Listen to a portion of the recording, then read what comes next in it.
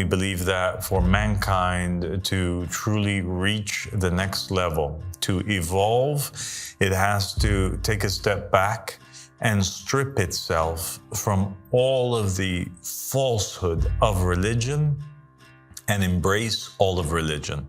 What do I mean by that?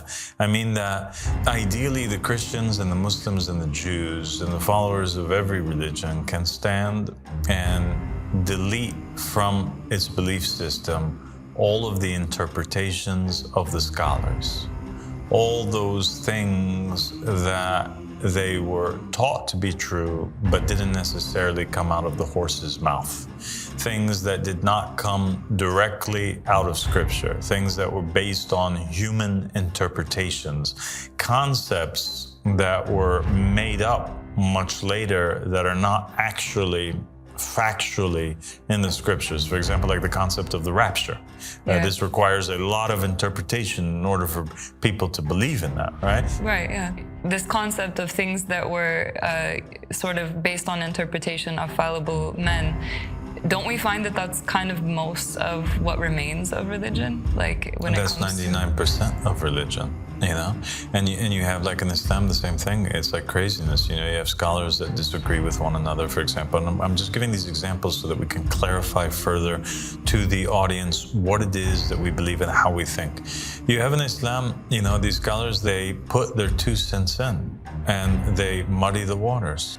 The Quran would state, for example, tell the women to cover their chests. Okay? Yes. Some scholars will come and they'll say that you cover your chest with a hijab, but you just leave the face open, but you have the headscarf and you cover that. Somebody will say, okay, but the headscarf's not enough because it needs to cover the whole chest, so you have to wear a khimar. And so, as you see on the screen right now, they will say that this is the correct form of dress for women in Islam.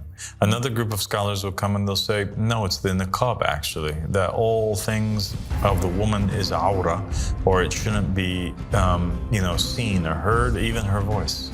And so she has to wear this niqab. She has to actually cover everything, even her hands and feet, as you see on the screen, except for her eyes. Just can look through these little holes in the niqab.